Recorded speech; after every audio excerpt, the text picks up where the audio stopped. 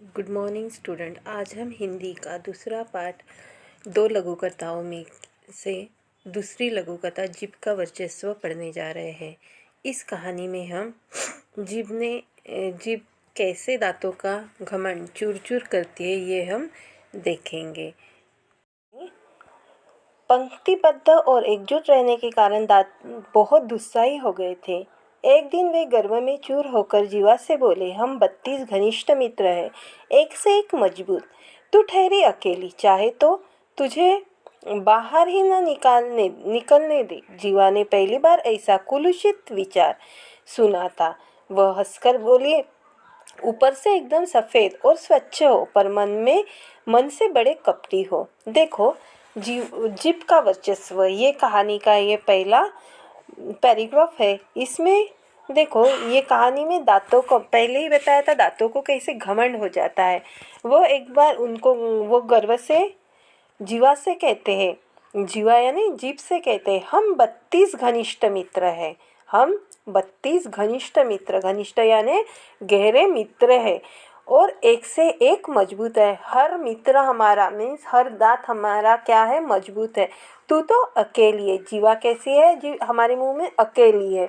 तू तो अकेली है और हमारा बस चले तो हम तुझे बाहर भी न निकलने दें। जीवा ने पहली बार ऐसा कुलूषित यानी अपवित्र, दूषित विचार उसने सुना था। वो हंसकर बोली, वो पोलाइटली बातें करती है। वो बोलती है कि ऊपर से तुम तो दिखने में बहुत ही साफ सुथरे, स्वच्छ, सफ़ेद हो, लेकिन अंदर से उतने ही कपटी हो।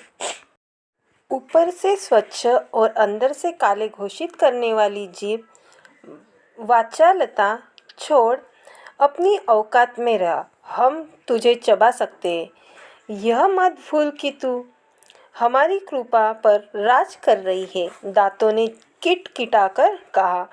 जीभ ने नम्रता बनाई रखी किंतु उत्तर दिया, दूसरों को चबा जाने वाले की ललक रखने वाले बहुत जल्दी टूटते भी हैं। सामने वाले तो और जल्दी गिर जाते हैं। तुम और अवसरवादी हो। मनुष्य का साथ तभी तक देते हो जब तक वह जवान रहता है। वृद्धावस्था में उसे असहाय छोड़कर चल देते हो। देखो, जब जीवा उनको हंसकर बोलती है कि तुम ऊपर से सफ़ेद और अंदर से उतने कपटी हो, ऐसे जीवा की बात सुनकर दांत एकदम से चिढ़ जाते हैं। वो क्या बोलते, जीवा को बोलते हैं कि तुझे तो हम ऐसे ही चबा सकते हैं, और बोलते हैं कि तू हमारे वजह से यहाँ मुंह में राज कर रही है। जीभ नम्रता अपनी बनाए रखती है, लेकिन उनके ये जो प्रश्न का उत्तर देती है। वो कहती है कि दूसरों को चबा जाने की ललक रखने वाले तुम जल्दी ही टूट जाते हो, गिर जाते हो। सामने वाले तो और भी जल्दी गिर जाते हैं। तुम लोग अवसरवादी हो। तुम क्या करते हो, मनुष्य को उनकी वृद्धावस्था में असहाय छोड़कर चले जाते हो। जब तक वो जवान रहता है तभी तक तुम उसके मुंह में टिके रहते हो। मैं तो सदैव उनके साथ रहती हूँ।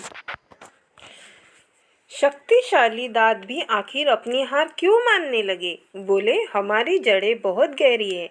हमारे कड़े और नुकीलेपन के कारण बड़े बड़े हमसे थरथराते हैं। देखो, दांत भी शांत रहने वालों में से नहीं थे। वो चिढ़कर बोलते हैं कि हमारी जड़ें तो बहुत गहरी है, हमारी जड़ें बहुत पक्की है, हमारे नुकीले दांतों से बहुत जन थरथराते हैं। जीवा ने विवेकपूर्ण उत्तर दिया, तुम्हारे नुकीले या कड़ेपन का कार्यक्षेत्र मुंह के भीतर तक सीमित है। विनम्रता से कहती हूँ कि मुझसे पूरी दुनिया को प्रभावित करने की और झुकाने की क्षमता है।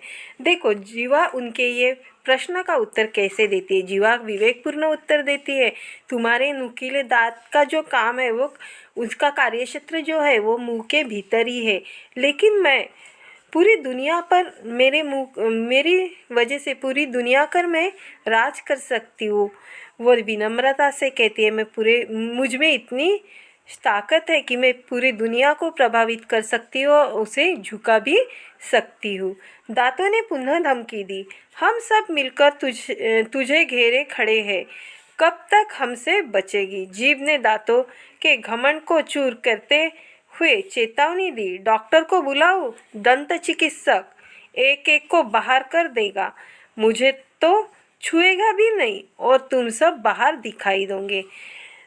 ये बात जब जीवा की बात सुनते हैं दांत, तो वो फिर से उन्हें जीवा को धमकी देने लगते हैं। वो कहते हैं कि हम सब मिलकर तू हमारे घेरे में खड़ी है, तू हमसे कब तक बचेंगी।